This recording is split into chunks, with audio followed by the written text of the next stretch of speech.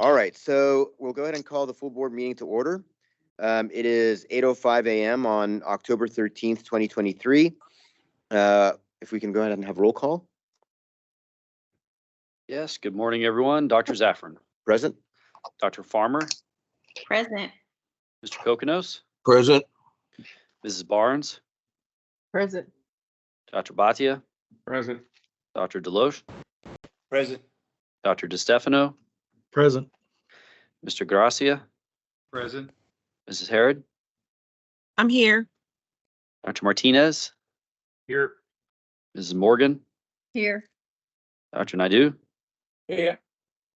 Dr. Nyack. Present. Dr. Quinones. Present. Dr. Tibbles. Here. Dr. Vanderwide.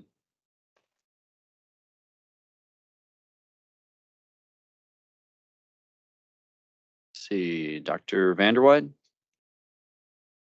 I don't see him on yet. He may be running behind.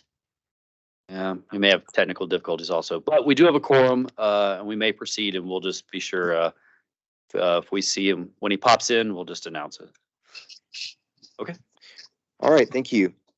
Our mission is to protect and enhance the public's health, safety, and welfare by establishing and maintaining standards of excellence used in regulating the practice of medicine and ensuring quality health care for the citizens of Texas through licensure, discipline, and education.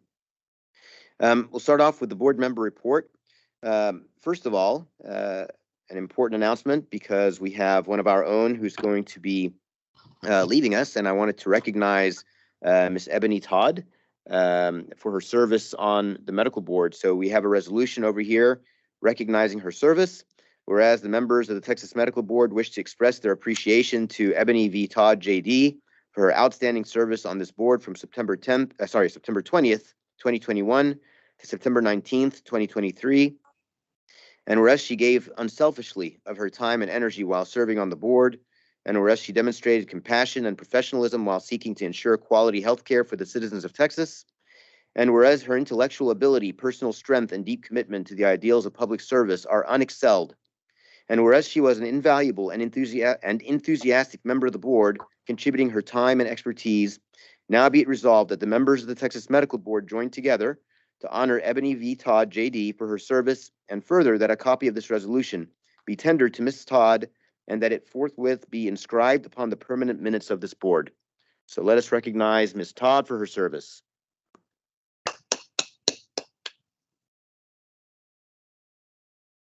All right, another announcement that I would like to make. I just wanted to let everyone know, especially those who are listening in from members of the public and physicians, our licensees.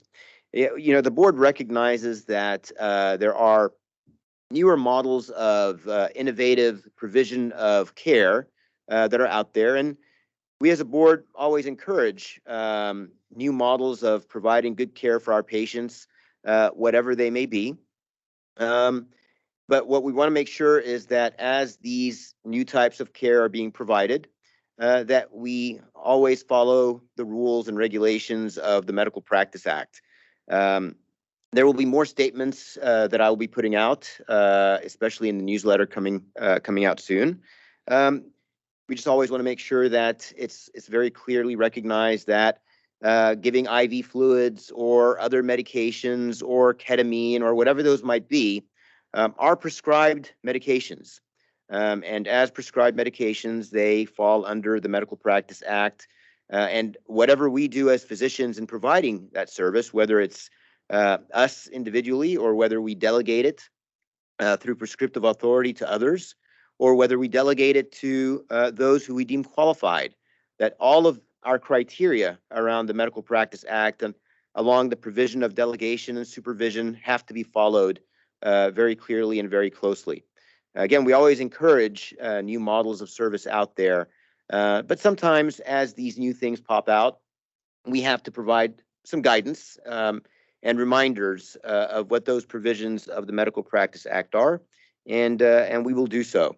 But just want to keep everybody in mind that just because it's been done a certain way for many, many years, maybe, that there may be certain regulations and rules that may need to be looked at and applied and revisited. And we will, like I said, put some more guidance out there on that. So, and if there's any questions, of course, you can always reach out to our public service director and ask those questions, or reach out to me directly if need be. So, with that, the other thing that I would just mention very quickly,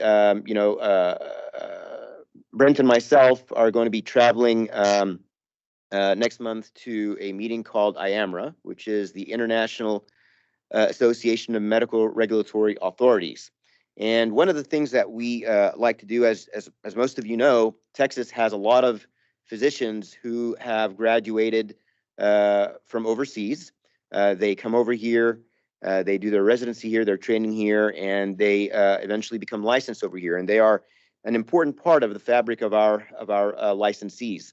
And so one of the things that Brent and I have been embarking on is looking around and seeing where there are opportunities where we can help some of these licensees by having some cooperative agreements between us and some of these other countries, and how we can share information to make it easier for some of these licensees to have their information brought to us over here, whether it's from their medical schools or whether it's from their training programs, whatever that might be.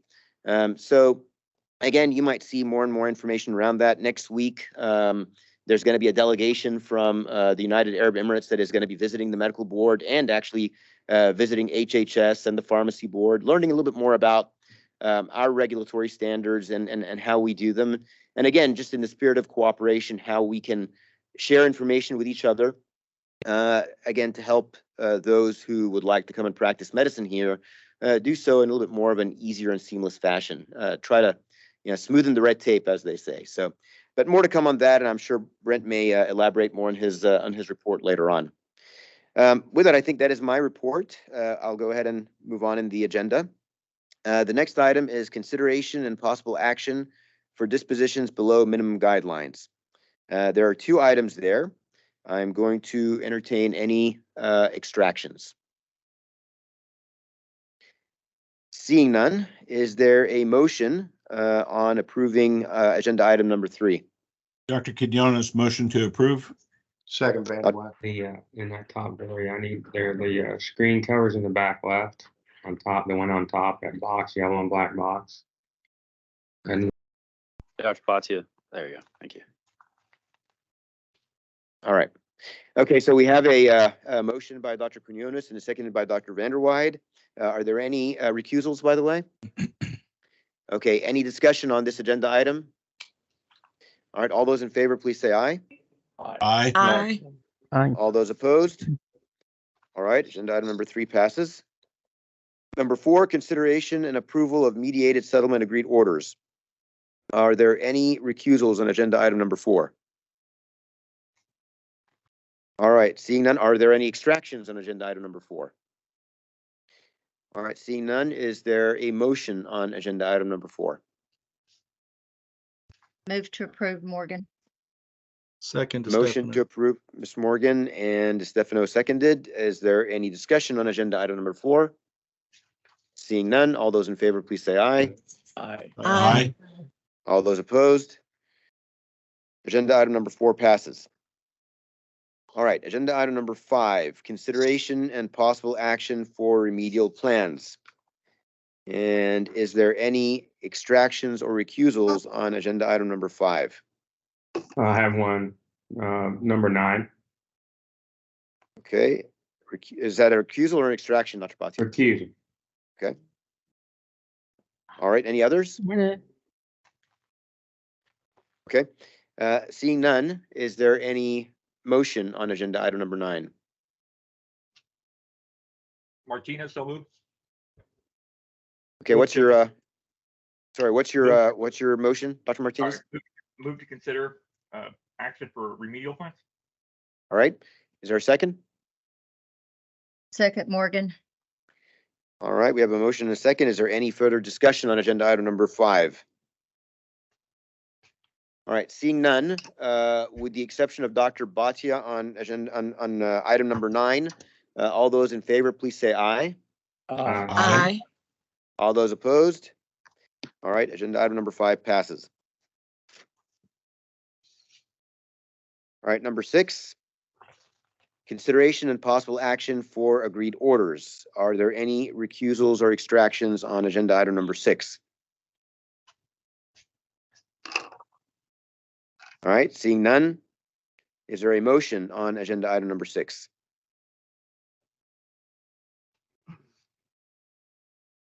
So moved.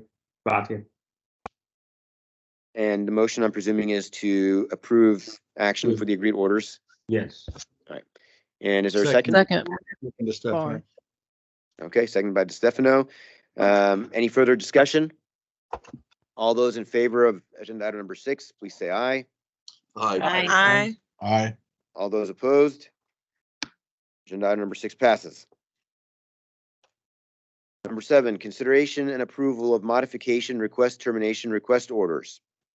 Are there any recusals or extractions on agenda item number 7? Vanderwide recusal number 1. Mr.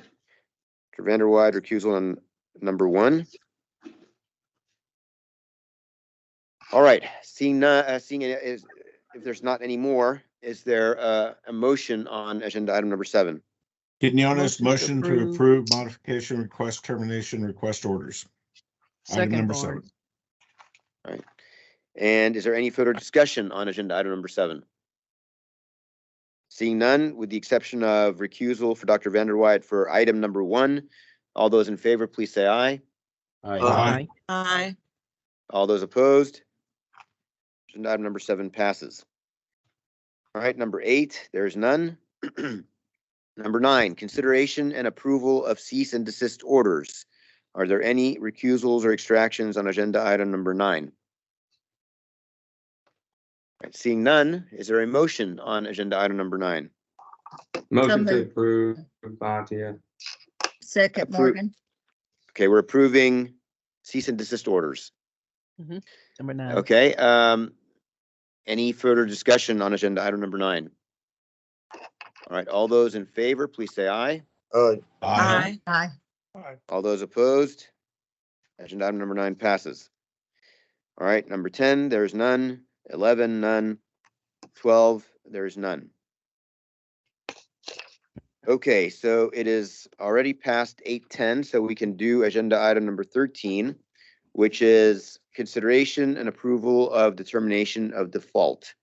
And there are 3 on there, so I will pass this on to Ms. Swanholm. All right. Thank you, Dr. Zafarian. The first default you have up in front of you is for Dr. Woodrow Kopich.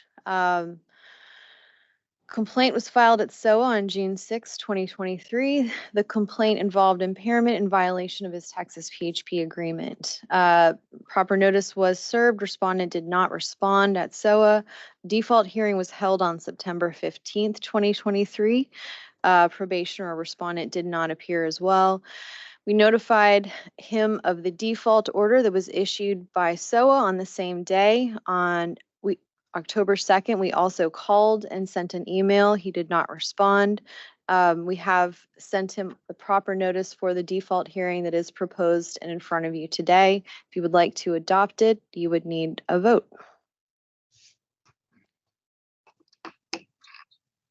Approval to adopt the,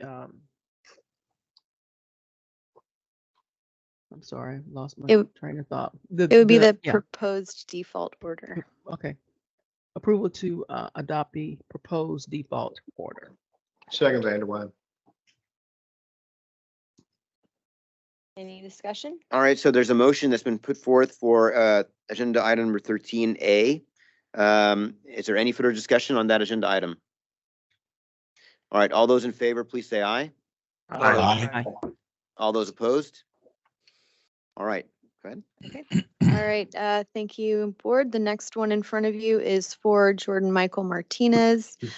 This is a pit permit. A complaint was filed at SOA alleging that the physician in training was impaired while on duty and had, excuse me, insufficient performance while he was in his residency program. The complaint filed on June 29th.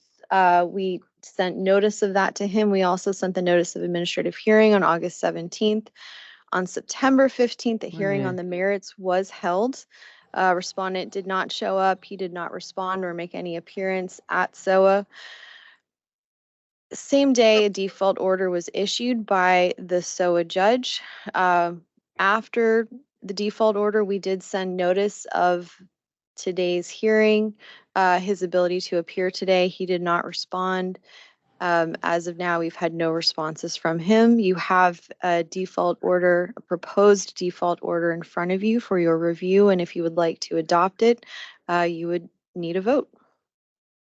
Motion to adopt the Second. default order on 13B, Jordan Michael Martinez. Second Thank you. Vanderwall. Thank you. Is there any further discussion?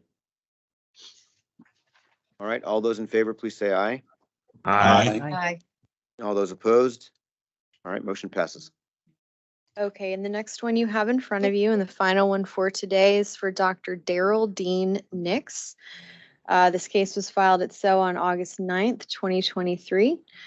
It involves failure to complete CME requirements from his 2021 order, as well as a strong disinterest in participating in the process. Respondent failed to appear, failed to make any appearance or to respond to any of the SOA filings. A default hearing was held on September 15th, 2023. Sorry, the notice of administrative hearing was sent on August 17th. He did not respond to that. The hearing was held. He did not show up. We sent out notice of default of this proceeding today. That was sent on October 2nd. He did respond to one email during this whole process saying that he would prefer us to not call him and to send things by physical mail, and that he was not interested in keeping his license since he felt it must be insane for someone to practice medicine. We have made several efforts to reach out to him since he did respond to that one email, but there have been no other responses. You have a proposed default order in front of you today. If you would like to adopt it, you would need a vote. Motion to adopt a proposed default order, Nix Daryl Dean, number 13C. All right, thank you. Is there a second? Second, Second by Ms. Barnes. Barnes. Okay, so with that, is there any further discussion? All right, all those in favor, please say aye. Aye. All those opposed? All right, motion passes. Thank you. So that concludes agenda item number 13. Number 14, there are no PFDs today. So agenda item number 15, our executive director report. Mr. Carlton. Yes, thank you, Dr. Zaffron. Again, good morning, everyone. You guys are moving along very quickly today. So for our budget update, I don't know if Joey is probably on there. Joey did give a good update to the finance committee yesterday, but Joe, if you want to kind of give to the full board, and then we'll see if they have any questions for us. Thank you, Brent. Good morning, board members. So I'll be brief. Yesterday, I just gave information for fiscal year 2023. We executed every penny authorized to us by the legislators. We have a couple of invoices that are pending and will be processed out this month.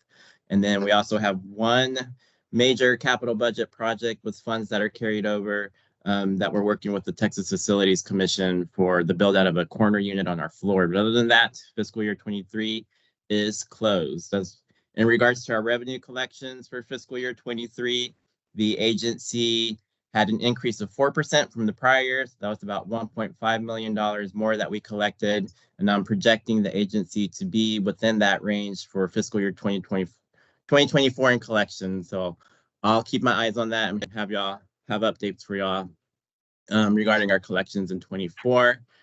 What else did I discuss? Fiscal year 2024. So the legislators appropriated us an additional $6 million for our core operations. So we're in the process of allocating those funds. The majority of it was allocated to onboard an additional 35.5 FTEs. We are going through that hiring schedule. I believe we have about 8 positions filled that will start soon, or if they have not already started, we're on track to hire between 15 to 20 FTEs in the month of November, and the remainder will be hired between December and January. And we're getting a lot of great responses and applicants interested in those positions. So more to come as we get those filled.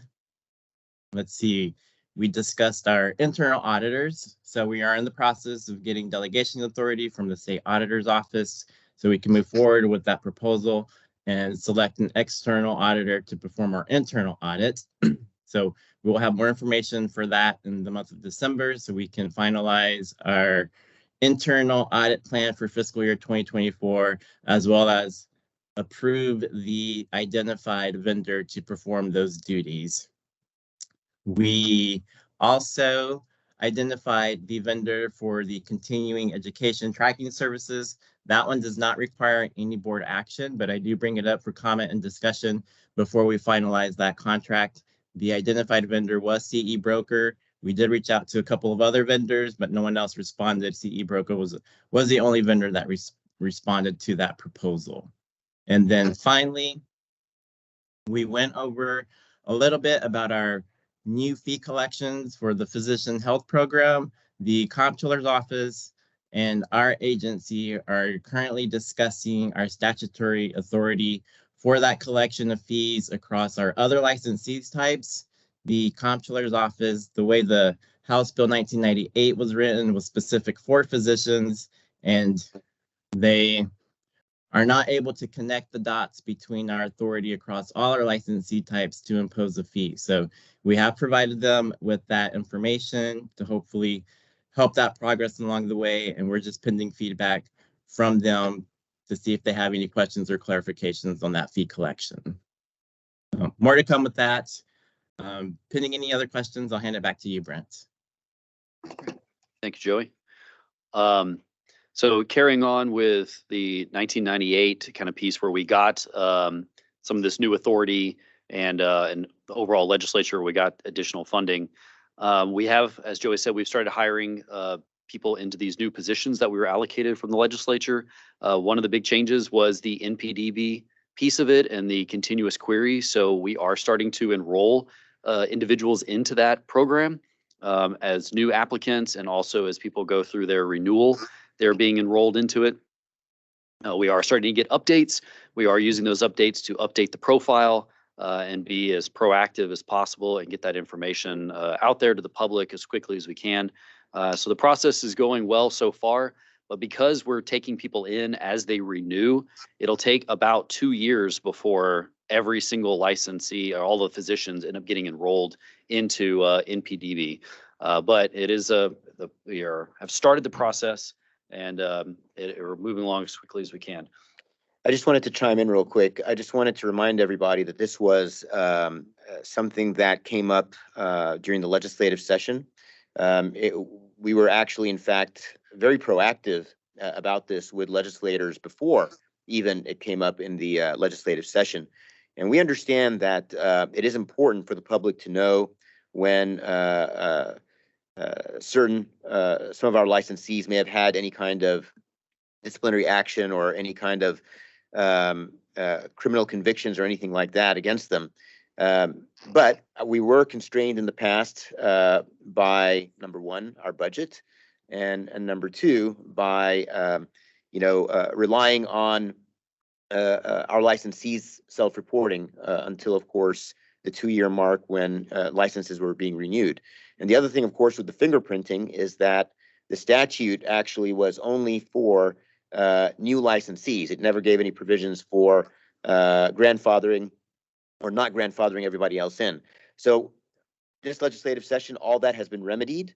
And again, this was a cooperative type of thing between us and the legislature.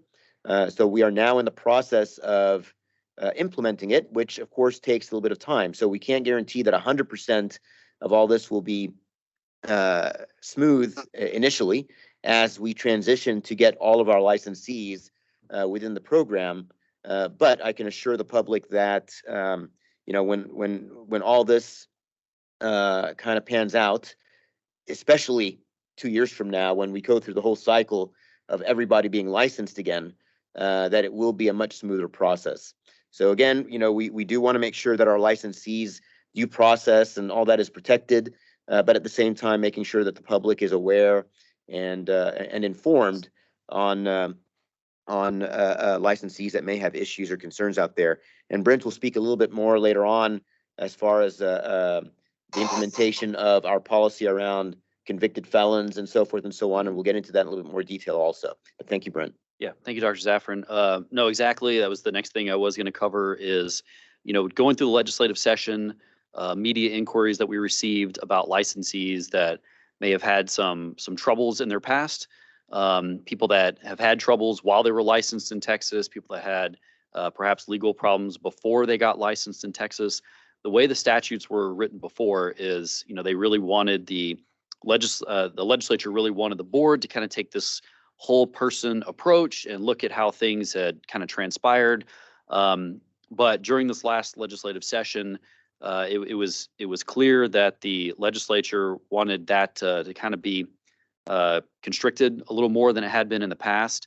And so statutes now are requiring that in total, existing previous statutes and new statutes altogether, showing that if somebody currently has a felony pending, a charge against them, then they are ineligible for licensure in Texas. If you have a license in Texas already and you are initially convicted of a felony, the board shall suspend that license. If someone gets a final conviction for a felony, the board shall revoke that license. And so also, how we're interpreting all of this is that if you have a felony conviction in your past while you're attempting to be licensed, that would also be a bar to getting a license in Texas. So felonies do have pretty steep consequences when it comes to practicing medicine. That's not the same for other license types, but for physicians, that's the standard that there is now. And so just wanted to reiterate that. We'll also put some more information out to our licensees and our newsletter and stuff that in Texas, a felony conviction is very serious and has permanent consequences when it comes to getting licensed in Texas. And also they've made some changes too when it comes to previous board actions in other states. And even as we're interpreting it in Texas, if you've been revoked in another state or have some type of a permanent suspension or restriction on or permanent restriction on your license, that would be a bar to getting a license in Texas. You'd be ineligible. And then also if you become revoked in Texas, you would be ineligible to get your license back. So kind of the only way out of that is if by some means, perhaps you had the felony conviction overturned or it was expunged from your record, that might open the door again. But as of right now, revocations and felonies, again, have that permanent consequence for licensure in Texas. So those were the big things that have gone on when it comes to legislative update. Rule review, we talked about a little bit yesterday. We've been talking about it for the last year or so. The staff have been going through a comprehensive review of all of our rules. There's 25 chapters in the administrative code. We've gone through a significant portion of those. We have language that we're preparing that is in the rule language has already been updated, but the additional forms and stuff that have to go with it to prepare to be put into the register and to come to you guys, we're finishing those out. So come December, we hope to be able to start presenting those to you for consideration to put into the register as we update them. The overall goal of this rule update is to make the rules easier to read, use some more plain language in them, remove redundant language that just repeats statutory language. To overall make it simpler. And so we've been doing that. Some rules that used to be maybe 15 pages are now down to about 2.5 or 3. So it is becoming easier for the licensees, and that's the goal. So we hope to have all of them presented to you. The goal is by the March board, and then have all of them adopted by this time next year in October. And that it gives us a little bit of leeway to go into December if need be, but have all of this completed before the next legislative session begins. And the last thing, as we're required to give, is an update on complaints against the agency. There are no new complaints against the agency from the last time we met, so that is good news. And pending any of your questions, that'll complete my report. All right, thank you. Thank you, Brent. With that, we'll move on to Dr. Brett for the medical director report. Yes, good morning, everyone. Happy to report that we have implemented a lot of the direction that you've given us, increasing the fees that we can pay to our experts. Did a lot of work with that. Revised some of our processes for those cases that are not as serious, so that we'll be getting just one expert. And if there's no standard of care violation, moving it to DPRC for consideration. Anything that is a standard of care violation, we would get 2 experts on. And we have opened up, but do not yet have any physicians who are licensed in some of the other IMLCC, the compact license states. So we're still working on that. As far as backlog goes and a plea for experts, I'm going to just concentrate it on one discipline since they are definitely the ones we need the most of, and that's anyone working in oncology, hematology, or radiation oncology. We have 11 cases backed up, some of them over a year, just waiting on an expert. We have very few in those specialties. So if anybody could recommend any of them, individuals who are licensed either in Texas or one of the compact states in active practice and who are in good standing, we'll certainly take any of those recommendations, as well as any suggestions you have to solicit either additional physicians in Texas or outside of Texas who are in those specialties. We've tried approaching the few experts we have. We've tried mass mailing some of our other eligible oncologists in the state and really haven't gotten a whole lot of hits on that. There are some issues with large practice groups and conflicts of interest. So this has become our most critical area of need. So if you have any suggestions, and I've had a few in the past, please email me. I'll follow up directly with those physicians and try to get them on board.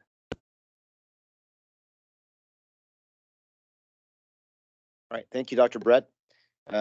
Remember that our expert panelists are an important and integral part of moving our process forward, and it's important for the public to know that, and for our licensees to know that these expert panelists are from out in the community.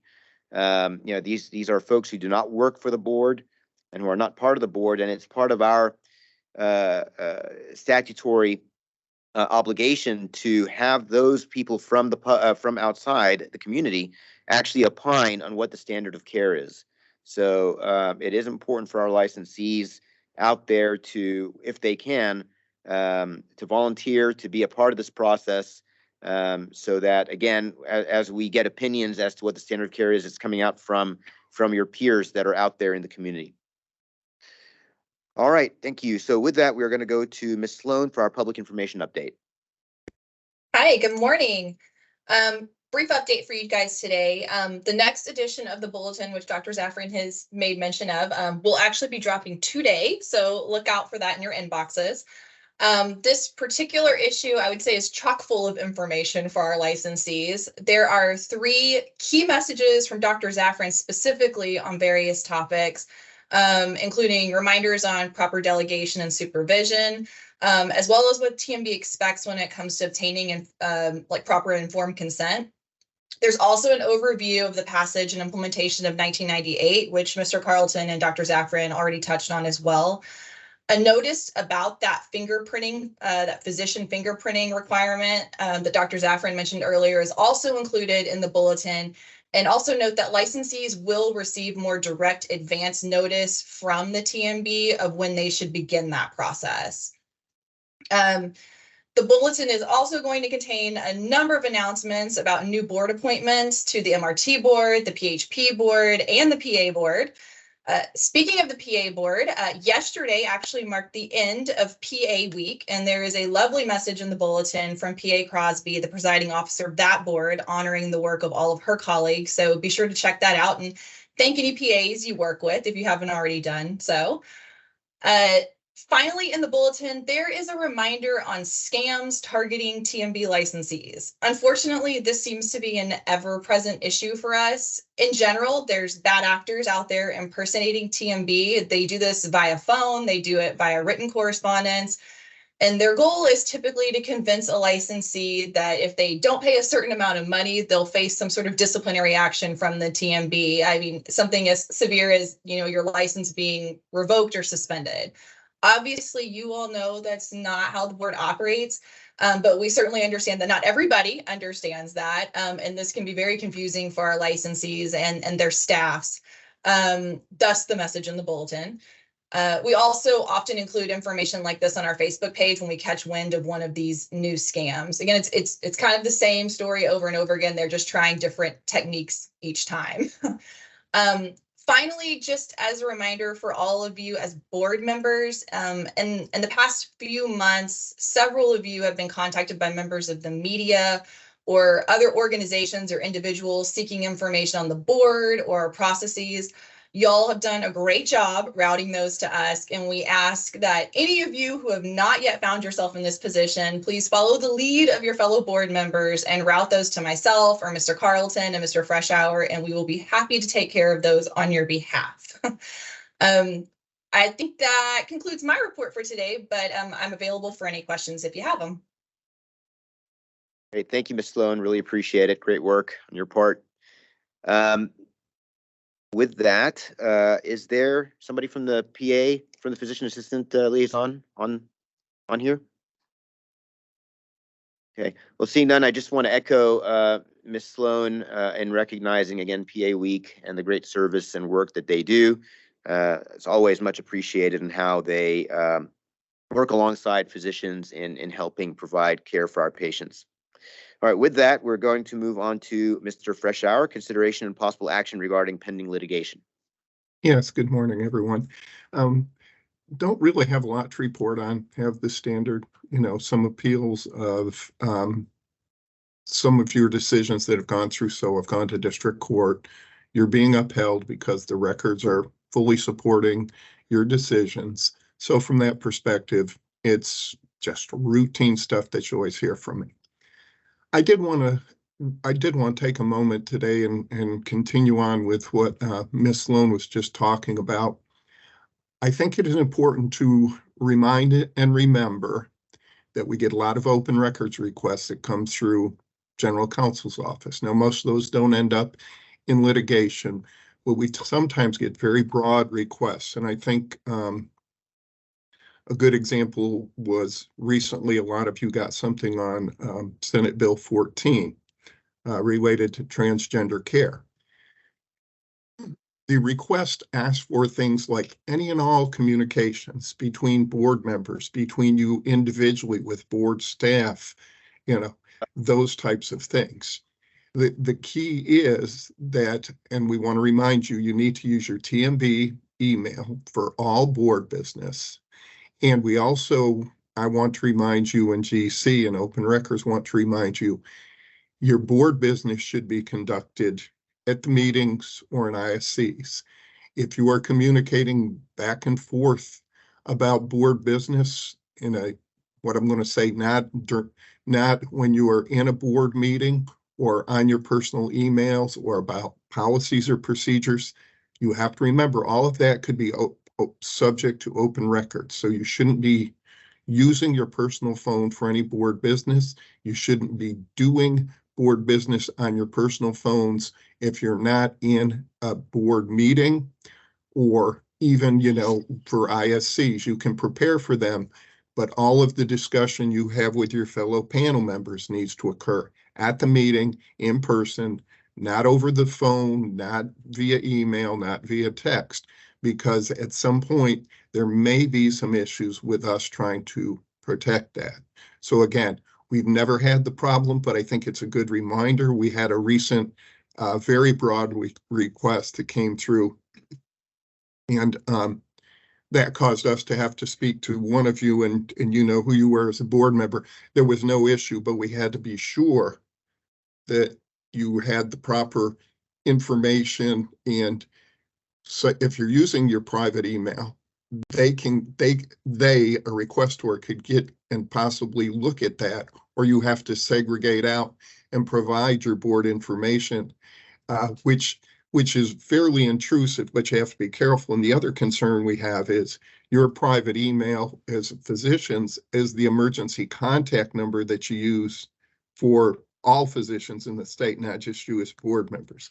So again, the message is use your TMB email, use your TMB email only. You deal with board business when you're in called meetings or ISCs. You shouldn't be talking policies and procedures, back and forth in capacities otherwise. And that's just an abundance of caution. We've never had a problem, but we've had some very, very, very broad requests lately for information. Now, we've never had anything responsive, as I've said, but it gives me an opportunity to caution you, to be mindful of that. And I know you're busy, and I know sometimes it's easier to use your private emails because you're used to it. And how many different emails can you have and check? But be mindful of that. And I thank you for giving me that bit of privilege just to remind you all. Thank you, Scott, for that important reminder. And of course, all of you know and are aware that Scott's out here to make sure that as board members that we are protected for the things that we do. And, his advice is primarily for our own best interest. It is important for the public to be able to get the information that they have a statutorily legal right to receive, but we also want to make sure that it's done in a way that is not overly intrusive for you as individual physicians, along with being board members, and his points are well taken. Okay, so next is just report on temporary suspension hearings, and I'm just going to go through these. If anybody wants to stop me and make any mention of any of these reports, please feel free to do so. So item number 20, report on temporary suspension hearings. 21, report on suspensions by operation of law. 22, report on motions for rehearing requests. 23, report on cease and desist orders approved by the executive director. 24, report on automatic orders. There are none as far as report of cancellations regarding investigations. There are none as far as consideration approval of orders to show cause. And there are none as far as consideration approval of revised, vacated, or amended orders. There are no rules currently that we are reviewing. As Mr. Carlton indicated, that will probably change over the next couple of meetings. We are undergoing a fairly extensive review over all of our rules, so this will become a fairly busy part of our board meeting. But today there are none. Now we are past 8:30, so we can go ahead and move to the open forum for public comment, which is agenda item number 35. All right. As everyone that attends regularly knows, this is the opportunity for anyone, particularly the public, that would like to make a statement to the board for something just to make the board aware, to bring to your attention, or to potentially ask for something to come up on a future agenda. Because these are not items that are on the agenda, the board cannot really engage in any type of discussion over the item, other than to answer kind of just administrative type questions like what's the date and time of your next board meeting or something to that effect.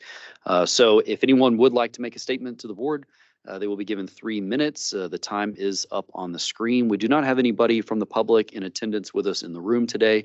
So if somebody that is online that has either joined us on Teams during using video or just calling in on audio only, you are welcome to take 3 minutes. It looks like we do have a hand up. We can get to that one. Just 1 second.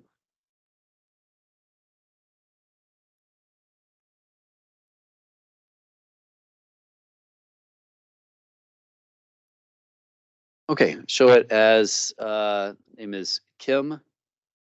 Is that correct? That's correct. Thank Okay. you. Yeah, please go ahead. Just go ahead and state your name and who you're with, and go right ahead. My name is Kim Callanan, and I represent Texas Talks, which is an organization in the state of Texas that represents and attempts to grow the adoption of the use of PULST, which is used across the nation. PULST is a set of physician orders that are frequently used when a patient is in the end of life phase. It helps define the care that they do want and the care that they don't want. And the reason that we're here in front of the medical board today is in conversations with other states across the country. They've taken the step of going to their medical board and gotten an opinion from their medical board that this is a good practice to follow with patients.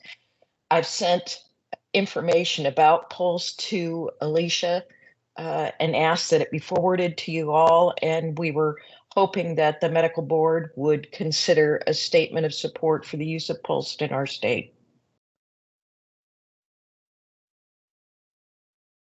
Thank you. This is Dr. Zafran. How is this different, just out of curiosity, from advanced directives, as far as implementation and so forth? Well, this is a physician order set. It's comes about after a significant conversation with a patient and their family about their prognosis and about the course of illness that is likely to follow. So an order set goes into effect when it's signed. Advanced directives go into effect when the patient can no longer speak for themselves. So a PULST is a good way of ensuring that as the patient's care goes on during these last many months of life, there's a plan in place that reflects the shared values of the patient in the care delivery. So that's how it differs. So it complements advanced directives. It sits alongside of them. But once it's signed and put in place, it functions as an order set. That's the primary difference. And how easy is it to alter or change that? Or I mean, what mechanisms do you have in place to make sure that, as a patient becomes possibly even more incapacitated, that if there's any changes that a family wishes to do, even if they have the legal right to be able to do so, does that make it a little bit more complicated, or do you guys have provisions for that also? Well, it's because it's an order set, it's pretty easily voided by drawing a line through the order set. It's a standardized form, and then a new form is issued, but there's guidance that's been prepared that sits alongside the PULSE that we have available that talks about that process for changing it. Duly and legally appointed medical power of attorney has the ability to change an order. It's signed, besides being signed by the physician, it's signed by the patient or their legal representative. So it denotes the signature of both parties, the provider and the patient. Okay, thank you. That's very helpful. Have you guys worked with TMA or PM&R, and just kind of like from that structurally, putting that information out there for our licensees? We have TMA represented on our board. They're represented through the chair of the Council on Health Service Organizations. We have been working with them since our origination in 2015. We attend their meetings when TMA meets and continue to talk with them about what we're doing. So yes, we have significant representation. The chair of our organization is Stuart Piquel. As a matter of fact, he's at the TMA meetings this weekend, or he would have been here speaking to you, because I'm well aware of the fact that a physician coming to talk to you has a much better level of recognition than a non-physician. I mean, look, we value, of course, everybody's input, so that's never the case. But what I would suggest to you is that if there are certain things that you think that the medical board can do, or if there are things that need to be, clarified or put out there that would help facilitate something like this as an organization, we always have our stakeholders reach out to us and make suggestions. Okay. That can be done, that we can look at and review. The reason I bring this up now is that, as Mr. Carlton was indicating earlier on, we are going through an extensive rule review process. So, if there's anything that you think that would help clarify, make it more streamlined, whatever that might be, now may be a good time to do that. So I would encourage you to work with TMA, as they obviously work with the medical board quite a bit as a stakeholder, in providing us with suggestions to do so throughout this whole process. Okay, and should that be submitted through through you all, through TMA? How should that request for clarification about the use of this, what path should it follow? We're a little loose on that. You can send the information you've already sent to Alicia. You can just send it Mhm. there, and then she can distribute it out to everyone else. Okay, we'll do that, and at the same time, we'll share it with our communication linkage at TMA, and that way we'll have covered both sides. I greatly appreciate the opportunity to come and talk for just a minute about this with you. Thank you. Great, thank you. Okay, does anyone else have a comment for the board? Not seeing any other hands go up yet. Give it another few seconds in case someone is on mute, either on Teams or on their phone. If you are set to mute on your phone, you can press number 6 in order to unmute.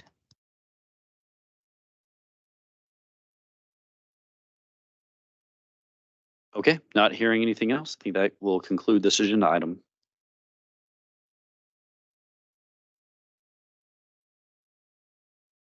Let's see. Let's see, for staff, are all of the consent agenda items ready to go? Since we've been moving pretty quick today. Let's see here.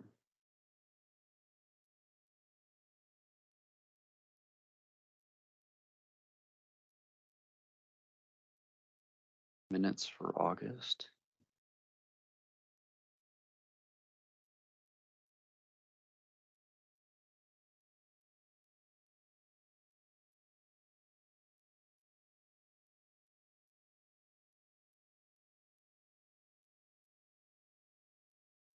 Well, It looks like all of them are in the folders. I just briefly flipped through them. Okay, good. Thank you. Yep. All right. So agenda item number 36, discussion, recommendation, and possible action relating to personnel matters. There's none there. So the next item, and it's not even 9 o'clock yet, so you guys can put this possibly as a record. I would like to entertain a motion on the consent agenda, please. Move to adopt the consent. Second, Barnes. Okay, let's just specifically consideration approval of the August 18th, 2023 medical board meeting minutes and action items, as well as committee reports and the consideration approval of minutes and action items of committees Did we vote on meeting that? during the board meeting. Sharon, I'm presuming that's your motion, right? Yes, sir. Okay. That And is is there a my motion. second? I'll second. Seconded by Dr. Bhatia. Is there any further discussion? Seeing none, all those in favor, please say aye. Aye. Aye. Aye. All those opposed? All right, very good. With that, I will entertain a motion to adjourn. Motion to adjourn, Bhatia. Second, Harrod. All right, is there any discussion? I'll wait 2 minutes. No, I won't. All right, all those in favor, please say aye. Aye. Aye. All right, great. Thank you, everyone. Please enjoy your weekend. Be safe. And we will see you in a couple of months. Thank you all. Bye. Bye-bye. Bye. Bye, thank you.